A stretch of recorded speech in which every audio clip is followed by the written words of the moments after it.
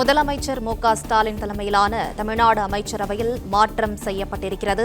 செந்தில் பாலாஜி வசம் இருந்த மின்சாரத்துறை அமைச்சர் சிவசங்கருக்கு கூடுதலாக வழங்கப்பட்டிருக்கிறது.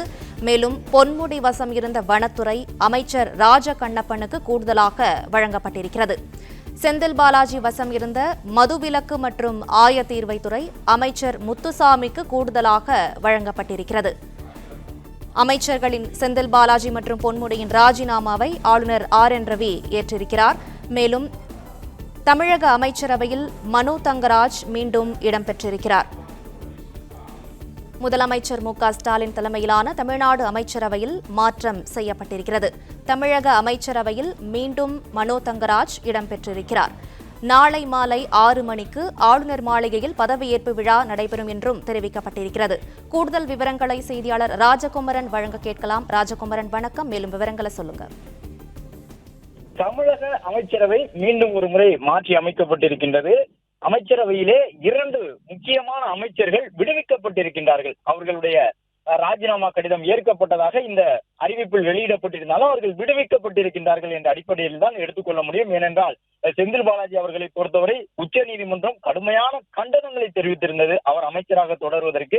அதே போன்று பொன்முடி அவர்களை பொறுத்தவரை தொடர்ந்து கடந்த ஒரு 4 ஆண்டுகளாகவே அவ்வப்பொழுது ஒரு சீரான இடைவெளியில் சர்ச்சைகளில் சிக்கிக்கொண்டே இருந்தால் கடைசியில் பட்டை நாமம் என்று பேசி தற்பொழுது அதன் காரணமாகவே தன்னுடைய கட்சி பதவியையும் இழந்து, அதாவது திமுகவில் துணை பொதுச் செயலாளர் என்ற வலிமையான பதவியையும் இழந்து அமைச்சரவையில் இருந்தும் விடுவிக்கப்படக்கூடிய ஒரு சூழ்நிலையை பொன்முடி எதிர்கொண்டிருக்கின்றார்.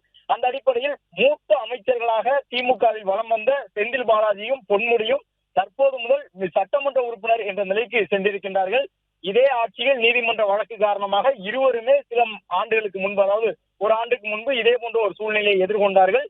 சட்டமன்ற உறுப்பினர்களாக மட்டும்தான் இருந்தார்கள், அமைச்சர் பதவியை இழந்து விட்டார்கள். அதன் பிறகு நீதிமன்றங்கள் அவர்களுக்கு அந்த ஜாமீன் வழங்கியதன் அடிப்படையில் அமைச்சர்களானார்கள். தற்பொழுது மீண்டும் ஒரு முறை தங்களுடைய அமைச்சர் பதவியை செந்தில் பாலாஜியும் பொன்முடியும் இழந்திருக்கின்றார்கள்.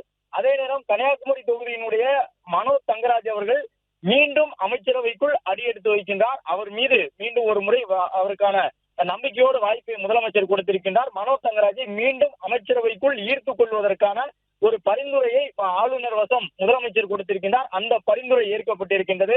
அதே நேரம் சிவசங்கரை பொறுத்தவரை இந்த ஆட்சியில் கடந்த சில ஆண்டுகளாக 4 ஆண்டுகளாக அமைச்சராக இருந்து வந்த பொழுதும் சட்டப்பேரவையில் இருக்கக்கூடிய விவாதங்கள் உள்ளிட்டவற்றுக்கெல்லாம் முதலமைச்சர் சிவசங்கருக்கு கடந்த சில ஆண்டுகளாகவே முன்னுரிமை கொடுத்து வந்தார். எனவே சிவசங்கரை பொறுத்தவரை முதலமைச்சருடைய அந்த நற்பெயர் கொண்ட குட்புக்கில் இடம்பெற்றிருக்கின்றார் என்று சொல்லப்பட்டது. அதற்கு ஏற்ப மின்சாரத்துறை என்ற மிக முக்கியமான துறையை சிவசங்கர் வசம் கூடுதல் பொறுப்பாக முதலமைச்சர் வழங்குவதற்கு முன் வந்திருக்கின்றார். ஆளுநரும் ஒப்புதல் வழங்கியிருக்கின்றார்.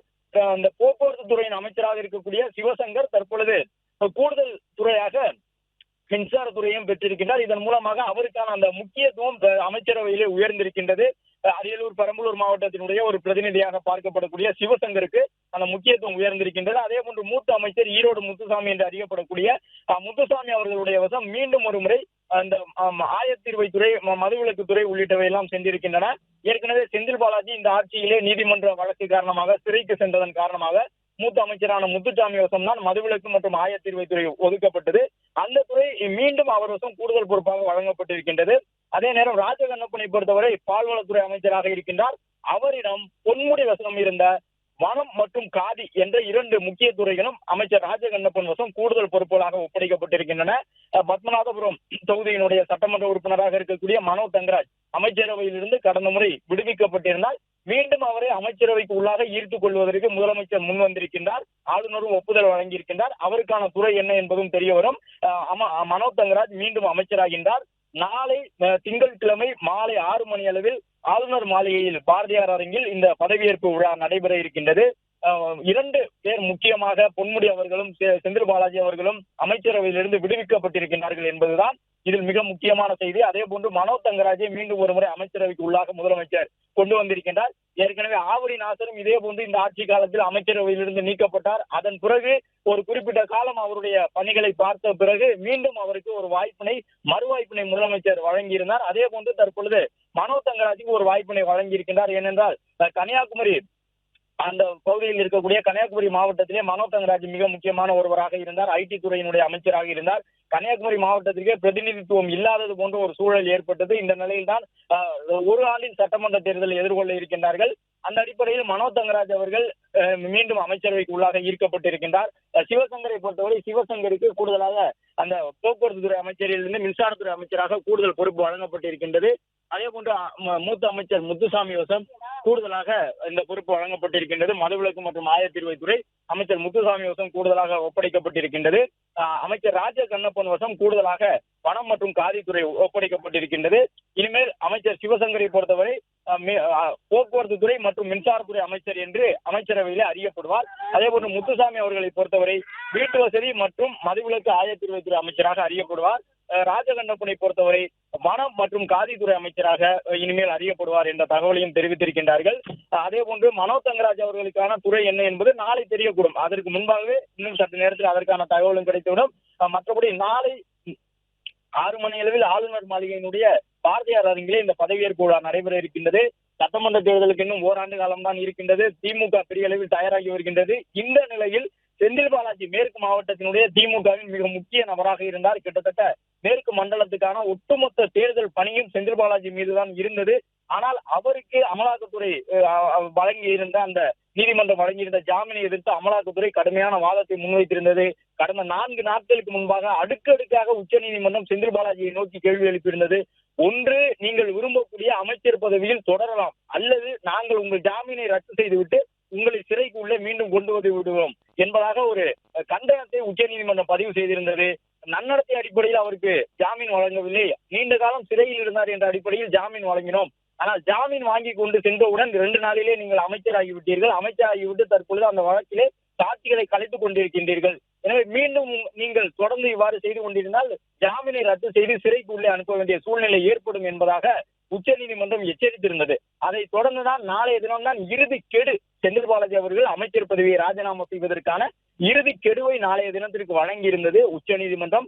இந்த நிலையில் தான் மீண்டும் ஒரு முறை அமைச்சர் பதவியிலிருந்து வெளியேறக்கூடிய ஒரு சூழ்நிலை செந்தில் பாலாஜி அவர்களுக்கு ஏற்பட்டிருக்கின்றது. செந்தில் பாலாஜி அமைச்சரவையிலிருந்து வெளியேறி செல்கின்றார். அதே போன்று பொன்முடி அவர்களை பொறுத்தவரை இந்த ஆட்சியில் அவர் பேசிய பல்வேறு கருத்துகள் தொடர்ந்து சர்ச்சையாகி வந்தன.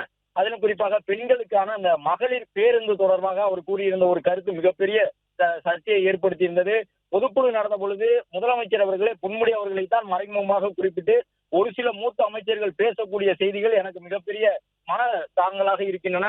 அவர்கள் சரியாக பேசுவதில்லை. ஒவ்வொரு நாளும் நாளேட்டை எடுத்து பார்க்கும் பொழுதே இன்றைக்கு எந்த அமைச்சர் மூத்த அமைச்சர் எங்கே என்ன பேசி வைத்திருக்கின்றார் என்ற பதற்றத்தோடு தான் நான் நாளிதழை எடுத்து பார்க்கின்றேன் என்று பொன்முடி அந்த மகளிர் பேருந்து தொடர்பாக கூறியிருந்த கருத்தை தொடர்ந்து நடைபெற்ற பொதுக்குழு கூட்டத்திலே முதலமைச்சரே பகிரங்கமாக கூறியிருந்தார்.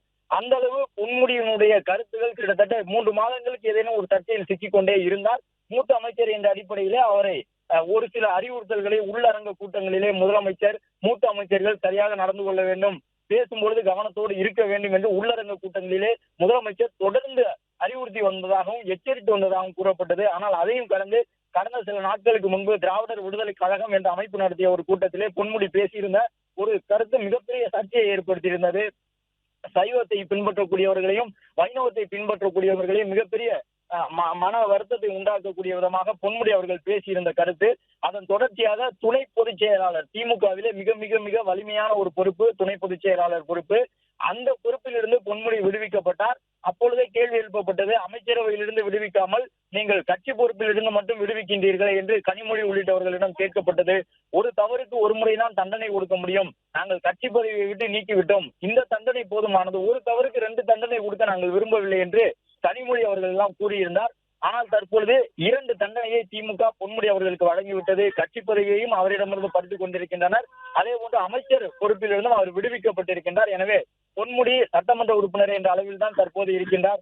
அதே நேரம் செந்தில் பாலாஜி அவர்களை பொறுத்தவரை இந்த அமைச்சர் பதவி என்பது இந்த வழக்குகளுக்கு அப்பாற்பட்டு அரசியல் ரீதியாக ஒரு கேடயமாக பார்க்கப்பட்டது. ஏனென்றால் செந்தில் பாலாஜி அவர்களை தொடர்ந்து எப்பொழுதுமே ஒரு விதமான சர்ச்சை இருக்கும் அரசியல் களத்திலே, அதை அவரும் கூட விரும்புவார். ஏனென்றால் திமுகவில் மிக மிக ஆக்டிவாக அந்த மேற்கு மண்டலத்தில் இருக்கக்கூடியவர் செந்தில் பாலாஜி தான். இந்த நிலையில் தற்போது அமைச்சர் பதவியிலிருந்து செந்தில் பாலாஜி விடுவிக்கப்பட்டிருக்கக்கூடிய சூழ்நிலையில் கடந்த ஆட்சி காலத்தில் போக்குவரத்து துறை அமைச்சராக இருந்த காலகட்டத்தில் நடந்த முறைகேடுகளுக்கு அவர் எதிர்கொள்ளக்கூடிய வழக்கு மட்டுமல்ல, டாஸ்மாகிலே ஒரு சில வழக்குகள் தற்போது இருக்கின்றன. அந்த வழக்குகளும் செந்தில் பாலாஜி அவர்களுக்கு ஒரு சவாலாக மாறிவிடும் என்றுதான் சட்ட நிபுணர்களும் அரசியலாளர்களும் கருத்து தெரிவிக்கின்றார்கள்.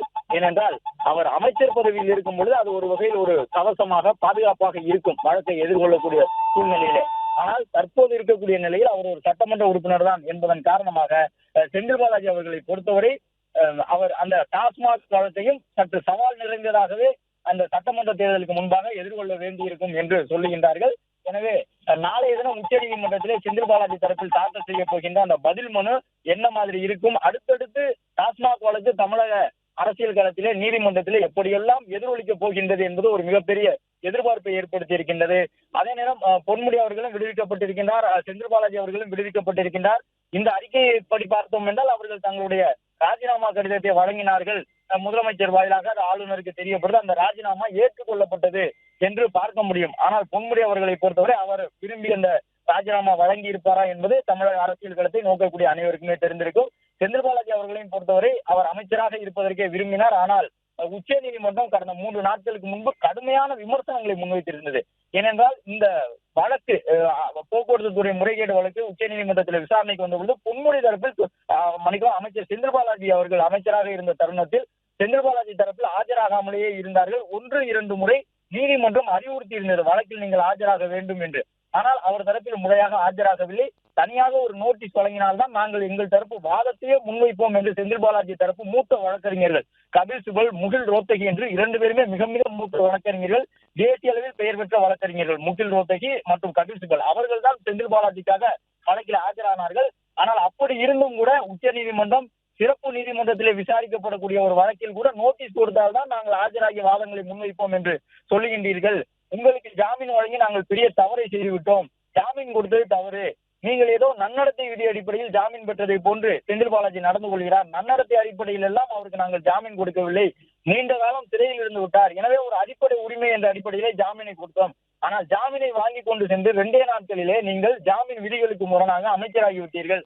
ஒன்று செந்தில் பாலாஜி அமைச்சராக இருக்க முடியும், இல்லை என்றால் செந்தில் பாலாஜி சிறையில் இருக்க முடியும் என்பதை மறைமுகமாக சொல்லக்கூடிய வகையிலே நீங்கள் அமைச்சராக இருக்க வேண்டுமா அல்லது உங்களுக்கு ஜாமீன் தொடர்ந்து கிடைக்க வேண்டுமா என்பதை உறுதி செய்து கொள்ளுங்கள் என்கின்ற ஒரு அறிவிப்பினை உச்சநீதிமன்றம் தெரிவித்திருந்தது.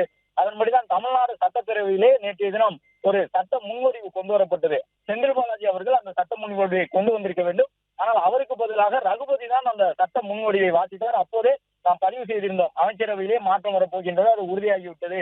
செந்தில் பாலாஜி படிக்க வேண்டிய சட்ட முன்வடிவை அமைச்சர் ரகுபதி அவர்கள் படித்துக் கொண்டிருக்கின்றார். எனவே இன்னும் 2 நாட்களிலே செந்தில் பாலாஜி அமைச்சரவையிலிருந்து விடுவிக்கப்படுவார். அதற்கான ஒரு சமிக்கையாகத்தான் இன்று சட்டப்பேரவையில் நடந்ததை பார்க்க முடிகின்றது என்று நேற்று பதிவு செய்திருந்தோம். அதற்கு ஏற்ப தற்பொழுது செந்தில் பாலாஜி அமைச்சரவையிலிருந்து விடுவிக்கப்பட்டிருக்கின்றார், பொன்முடியும் விடுவிக்கப்பட்டிருக்கின்றார். மேலும் மனோ தங்கராஜை பொறுத்தவரை அவர் கன்னியாகுமரி மாவட்டத்தை சார்ந்தவர்கள். அந்த அடிப்படையில் அவர் ஏற்கனவே அமைச்சரவையிலிருந்து விடுவிக்கப்பட்டிருந்தார். அமைச்சரவையில் இருந்த காலகட்டத்தில் ஆரம்பத்தில் ஐடி துறையினுடைய அமைச்சராக இருந்தார், பால்வளத்துறையினுடைய அமைச்சராக இருந்தார். என்றாலும் அமைச்சரவையிலே ஒரு மாற்றம் கொண்டு வரப்பட்ட பொழுது மனோ தங்கராஜ் அவர்களுடைய செயல்பாடுகள் இன்னும் சற்று வேகமாக இருக்க வேண்டும் என்று கருதி அந்த பொறுப்பில் இருந்து அவர் விடுவிக்கப்பட்டதாக தகவல் சொல்லப்பட்டது. என்றாலும் கட்சி பணியில அவர் தொய்வின்றி தொடர்ந்து தீவிரம் காட்டி வந்தார். இந்த நிலையில்தான் முதலமைச்சர் அவருக்கு ஒரு மறுவாய்ப்பை வழங்கி இருக்கின்றார். ஏற்கனவே நாம் குறிப்பிட்டபடி ஆவடி நாசர் அவர்களுக்கு எப்படி மறுவாய்ப்பு வழங்கப்பட்டதோ அதே போன்ற ஒரு துணியில் மனோ தங்கராஜ் அவர்களுக்கும் மறுவாய்ப்பு வழங்கப்பட்டிருக்கின்றது. அவர் மீண்டும் அமைச்சராகின்றார். அவருக்கான துறை தொடர்பான தகவலும் இன்னும் சற்று நேரத்தில் தெரிய வரும். அவற்றை நாம் பதிவு செய்கின்றோம். அதே நேரம் நாளைய தினம் மாலை 6 மணி அளவில் இந்த அமைச்சர்களின் பதவியேற்பு விழா நடைபெற இருக்கின்றது. இதுவரை போக்குவரத்து துறை அமைச்சராகவே இருந்து வந்த சிவசங்கருக்கு தற்பொழுது மின்சாரத்துறை மிக மிக முக்கியமான துறை கூடுதல் பொறுப்பாக வழங்கப்பட்டிருக்கின்றது. முதலமைச்சர் விருப்பப்பட்டிருந்தால் அந்த மின்சாரத்துறையையும் கூட மூத்த அமைச்சரான ஈரோடு முத்துசாமி வசம் ஒப்படைத்திருக்க முடியும். ஆனால் சிவசங்கர் வசம் அவர் ஒப்படைத்திருக்கின்றார் எனும் பொழுது சிவசங்கருக்கு இருக்கக்கூடிய அந்த மதிப்பை அமைச்சரவையில் அவருக்கு இருக்கக்கூடிய அந்த ஒரு உயர்ந்த இடத்தை மேலும் உயர்த்துவதற்கான ஒரு நடவடிக்கையாகத்தான் பார்க்க முடிகின்றது. போக்குவரத்து துறை என்ற வலிமையான துறைக்கு சிவசங்கரை முதலமைச்சர் கொண்டு வந்திருந்தார். அதற்கு முன்பாக ஆட்சி அமைந்த பொழுது பிற்படுத்தப்பட்டோர் நலத்துறையினுடைய அமைச்சராகத்தான் சிவசங்கர் இருந்தார். அதன் தொடர்ச்சியாக அமைச்சரவையில் நடந்த ஒரு மாற்றத்திலே அவர் போக்குவரத்து துறையினுடைய அமைச்சராக கொண்டு வரப்பட்டார். தற்பொழுது அதையும் கடந்து மின்சாரத்துறையும் கூடுதல் பொறுப்பாக அவருக்கு வழங்கப்பட்டிருக்கின்றது. எனவே இன்று முதல் போக்குவரத்து மற்றும் மின்சாரத்துறை அமைச்சர் என்றே சிவசங்கர் குறிப்பிடப்பட உள்ளார் அமைச்சரவை ஆவணங்களிலே.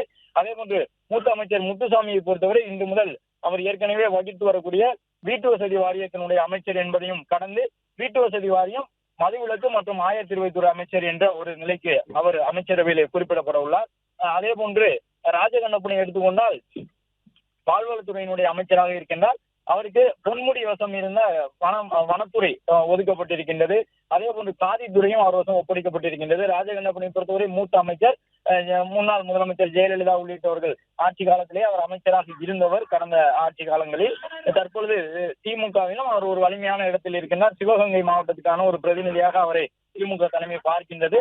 அந்த அடிப்படையில் தான் தற்பொழுது சிவகங்கை, ராமநாதபுரம் மாவட்டங்களை இணைத்த ஒரு பொறுப்பாக அவருக்கான அந்த ஒரு வாய்ப்பை வழங்கி இருக்கின்றார்கள். அதன்படி ராஜகண்ணப்பனை பொறுத்தவரை வனத்துறை என்ற ஒரு வலிமையான துறையை அவர் வசம் தந்திருக்கின்றார்கள். காதித்துறையும் முக்கியமான ஒரு துறையாக இருக்கின்றது, கிராம வளர்ச்சி சார்ந்ததில். எனவே பால்வளத்துறை என்ற அடிப்படையில் கூடுதலாக அந்த ஊரக பகுதியோடு தொடர்புடைய அந்த துறையையும் வழங்கி இருக்கின்றார்கள். மேலும் ராஜகண்ணப்பன், முத்துசாமி மற்றும் சிவசங்கர் ஆகியோருக்கான பொறுப்புகள் வரையறுக்கப்பட்டிருக்கின்றன. அமைச்சரவைக்கு உள்ளாக மனோ தங்கராஜ் வர இருக்கின்றார் என்ற தகவலையும் குறிப்பிட்டிருக்கின்றார்கள். மனோ தங்கராஜ் அவர்களுக்கான பொறுப்பும் விரைவில் தெரிய வரும். பொன்முடி மற்றும் செந்தில் பாலாஜி ஆகியோர் அமைச்சரவையிலிருந்து விடுவிக்கப்பட்டிருக்கின்றார்கள். புதிய அமைச்சரின் பதவியேற்பு, அதாவது அமைச்சர் மனோ தங்கராஜ் அவர்கள் மீண்டும் அமைச்சராக பொறுப்பேற்றுக் கொள்வதும், அதே போன்று 3 அமைச்சர் புதிய துறைகளை ஏற்றுக்கொள்வதுமான அந்த நிகழ்ச்சி நாளைய தினம் நடைபெற இருக்கின்றது. நாளை மாலை 6 மணி அளவில் ஆளுநர் மாளிகையில் இந்த புதிய பதவியேற்பு நிகழ்வுகள் நடைபெற உள்ளன.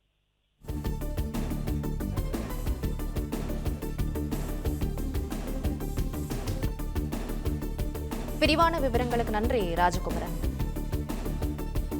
பிளே ஸ்டோர் மற்றும் ஆப் ஸ்டோரில் இருந்து பாலிமர் செயலியை QR கோடு மூலம் பதிவிறக்கம் செய்யுங்கள். செய்திகளை உடனுக்குடன் பெறுங்கள்.